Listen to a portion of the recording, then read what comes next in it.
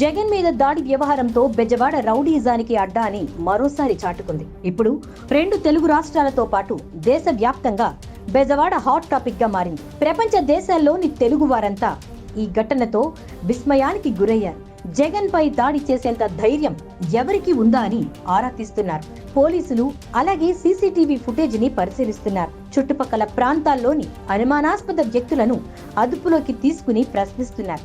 సింగినగర్ ప్రాంతం మొత్తాన్ని పరిశీలిస్తే గనుక అక్కడ ఎక్కువగా పూసలు అమ్ముకునేవారు, రోళ్లు, వనమూలికలు అమ్ముతూ వేరే రాష్ట్రాల నుండి ఇక్కడికి చిన్న చిన్న రోడ్డు పక్కన వ్యాపారాలు చేసుకునేవాళ్లు, అడవుల నుంచి కొండల్లో నివసించే కొన్ని తెగల వాళ్ళు, చిలక జోస్యాలు చెప్పుకునేవాళ్లు, పాత వస్తువులు తీసుకుని స్టీలు సామాన్లు ఇచ్చే రకరకాల ప్రజలంతా ఉంటూ ఉంటారు. ఒక రకంగా చెప్పాలంటే ఇది విజయవాడలో ఉన్న రిమోట్ ఏరియాగా చెప్పుకోవచ్చు.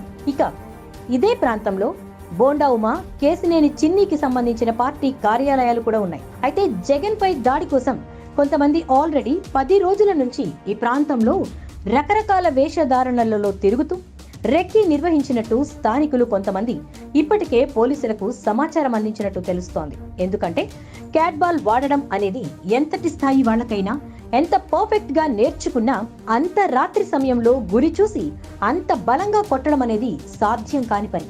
దీనికోసం ఆ విద్యలో నైపుణ్యమున్న వాళ్లతోనే ఆ పని చేయించారని సింగినగర్ స్థానిక ప్రజలు, వైసీపీ అభిమానులు అభిప్రాయం వ్యక్తం చేస్తున్నారు. ఈ ఘటనలో జగన్ కి తగిలిన దెబ్బ చూస్తుంటే రాయితోనే దాడి చేశారా లేక ఇంకేదైనా వస్తువును వాడారా అనే విషయం వైపుగా విచారణ చేయాల్సి ఉంది.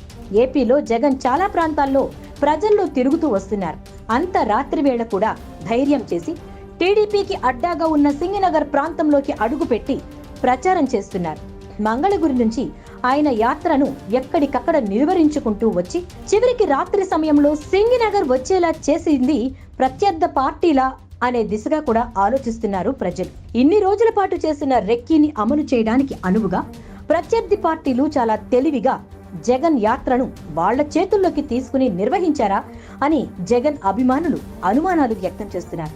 పోలీసులు నిర్వహిస్తున్న విచారణలో భాగంగా ఈ కోణంలో కూడా ఆలోచించాలని స్థానిక వైసీపీ నేతలు, వైసీపీ అభిమానులు కోరుతున్నారు. అంటే క్యాట్ బాల్ తో అంతమంది మధ్యలోంచి అందరూ చూస్తూ ఉండగా గురి చూసి కొట్టాలంటే ఆ వ్యక్తికి ఇంద్రజాలం వచ్చైనా ఉండాలి అనే టాక్ కూడా వినిపిస్తోంది. ఇక జగన్ పై ఈ దాడి జరగడంతో డాక్టర్స్ ఆయన కంటికి ఏదైనా సమస్య ఉందా లేదా బ్రెయిన్ కి ఏమైనా ఇబ్బంది అయ్యే అవకాశం ఉందా అనే విషయం తెలుసుకోవడానికి కొన్ని స్కాన్స్ తీయటం కోసం యాత్రకు ఈ రోజు బ్రేక్ ఇచ్చారు. దేశంలో ఇంతవరకు ఎక్కడా కూడా ఒక సీఎం పై దాడి చేసిన ఘటనలు లేవు. దాడి తీరును చూస్తే ఎంత పగడ్బందీగా ప్లాన్ చేశారో అర్థమవుతోంది. దూసుకొస్తున్న జగన్ ని నిలువరించే సత్తా లేదు. ఎగసి పడుతున్న జనసంద్రాన్ని తట్టుకోలేక ఇలా టీడీపీ భౌతిక దాడులకు దిగుతోంది అంటూ ఫైర్ అవుతున్నారు వైసీపీ అభిమానులు, కార్యకర్తలు. పోలీసులు విచారణను వేగవంతం చేసి అసలు నిందితుడు ఎవరో త్వరగా తేల్చాలంటూ ఈసీ కూడా ఆదేశాలు జారీ చేసింది. అయితే ఈ దాడిలో కేసినేని చిన్ని, బోండా ఉమా హస్తం ఉందని ఇన్వెస్టిగేషన్ చేస్తే నిజానిజాలు బయటపడతాయంటూ వైసీపీ శ్రేణులు గట్టిగా నిలదీస్తున్నాయి. అయితే ఇక్కడ దాడి చేయించడానికి పక్క రాష్ట్రాల నుంచి కొంతమందిని తీసుకొచ్చారని, ఆ దిశగా కూడా విచారణ చేయాలని కోరుతున్నారు. ఒక మనిషిని నిలువరించాలంటే భౌతిక దాడులకు తెగబడ్డం ఎంతవరకు కరెక్ట్ అంటూ వైసీపీ అభిమానులు, కార్యకర్తలు పరిశీలిస్తున్నారు. ఈ ప్రాంతాలలో అంటే ఇప్పుడు దాడి జరిగినటువంటి చుట్టుపక్కల ప్రాంతాలలో ఉన్నటువంటి సీసీ కెమెరాలను గత 10-15 రోజుల నుంచి జరిగినటువంటి పరిస్థితులను, అక్కడ తిరిగినటువంటి జనాలను ఒక్కసారి గనక పరిశీలిస్తే ఖచ్చితంగా క్లూ దొరకొచ్చు అని కూడా అంటున్నారు. ఇలాంటి వాటికి పాల్పడితే జనాలు అసహ్యించుకుంటారు తప్ప వేరే ఉపయోగం ఉండదు అంటున్నారు విశ్లేషకులు. జగన్ ని ఎన్నిసార్లు ఎన్ని విధాలుగా ఇబ్బందులు పెట్టినా వణకడం, తొణకడం, బెదరడం అనేది లేదు. అదే చిరునవ్వుతో అన్ని వదిలేసి నవ్వుకుంటూ వెళ్లిపోతున్నాడు. ఇంత జరిగినా కూడా జగన్ నవ్వుతూ ఇన్వెస్టిగేషన్ చేసుకోండి అన్నారు తప్ప ఇంతవరకు ఎవరి మీద కూడా ఒక్క కామెంట్ కూడా చేయలేదు.